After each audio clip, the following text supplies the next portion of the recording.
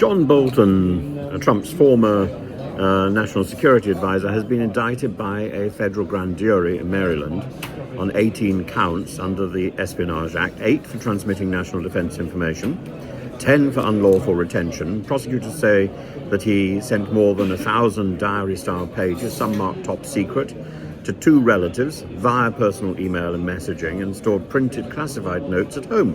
The indictment also alleges an Iran-linked actor hacked his personal email during 2019 to 2021, potentially accessing classified material, and Bolton denies wrongdoing and calls the case political. His counsel says the diaries were unclassified and known to the FBI since 2021. He's expected to plead not guilty to arraignment. The charges are under the 18 U.S.C. number 793 Espionage Act, the provisions on national defense information. The government must show that it knows retention or transmission of NDI to unauthorized persons. Unlike leak prosecutions that hinge on disclosure to journalists or foreign nationals, foreign agents, this case alleges systemic or systematic sharing with relatives, plus insecure storage that was later compromised by a hostile actor. Well, there's family resemblance here, isn't there? The Espionage Act counts about NDI retained outside secure channels, but the posture is different to what Trump did. Trump, if you remember, left all his boxes in a downstairs loo at Mar-a-Lago, and Bolton alleged transmission to private individuals via personnel, email and messaging, and retention in his home office. That's the allegation. There's also the alleged Iran-linked compromise of his personal account. So presumably that's just accidental, but it surely sounds like much the same problem. Trump's retention at Mar-a-Lago, including storage in unusual places, captured in photos, a bathroom, a ballroom stage, a storeroom, after departure from office. In the Bolton case, the Maryland incident, as reported, centers on transmission and retention. No separate obstruction counts are noted in the charging document. In the Trump case, the 2023 Florida indictment added obstruction-related counts: conspiracy to obstruct justice, withholding and concealing documents, and false statements on top of willful retention. Whatever one thinks of subsequent procedural history, those allegations framed the case as retention plus obstruction. In terms of the narrative evidence, Bolton, the prosecutors point to contemporaneous diary entries, group chats, emails as direct evidence of willful transmission of secret documents. In Trump's case, the prosecutors relied on document counts and photos to show careless storage or alleged efforts to thwart recovery.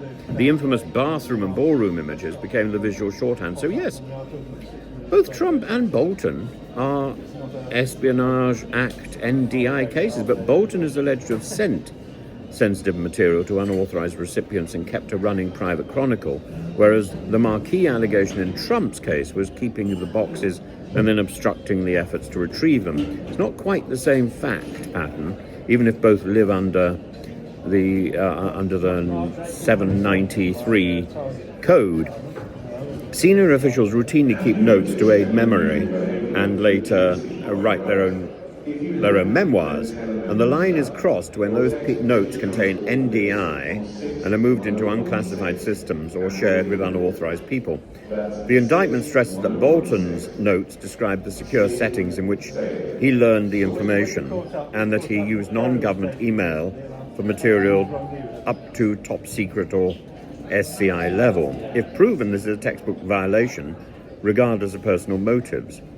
Prosecutors say an actor associated with Iran compromised Bolton's personal email and thereby gained access to these materials that he'd sent or stored there. That allegation, if substantiated, is an aggravation because it transforms a private breach of protocol into a potential counter-intelligence failure.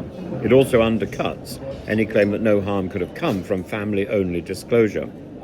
Bolton argues selective prosecution under a politicized DOJ. The timeline is messy.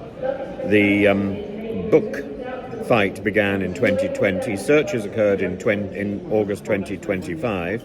The present charges were returned in Maryland in October 2025, and the chronology will be the subject of litigation. But the safest analytical stance is this: political noise doesn't erase the core elements of number 793, nor does it grant immunity to an official who mixed classified content with personal communications. The court will test intent, classification status, and harm, not popularity. So the clever answer about this, should we answer the Lew question as well as the Bolton question? Same statute, different theory of wrongdoing. Trump's case made the bathroom a symbol of cavalier retention and alleged obstruction. Bolton's case makes the inbox and the family group chat a symbol of active dissemination plus insecure storage, later penetrated by a hostile service. One is boxes beside the loo, the other is top secret in a Gmail thread. Both are unacceptable under the rules that govern NDI. So what should we watch out for next? Expect classic classified information procedurals, stuff going on, skirmishing about how to prove what was classified, what harm came from exposing what secrets, and expect a lot of stuff to focus on the Iran thing. Bolton's alleged conduct, if proved, is not just like stacked boxes in a downstairs loo, and it's not just diaries. It's a willful movement of national defense information into unauthorized channels. But his biggest online defense is that this is like a night of long knives, or indeed that Mr. Trump is now acting like Stalin, and this is a clear out. And if this is what Trump does to his friends, God knows what he does to those people he doesn't like. On the other hand, of course, given the fact that Trump had his own bathroom misdemeanor, maybe Bolton is now heading for the White House himself. Maybe Bolton will replace Trump in a couple of years' time. Who knows?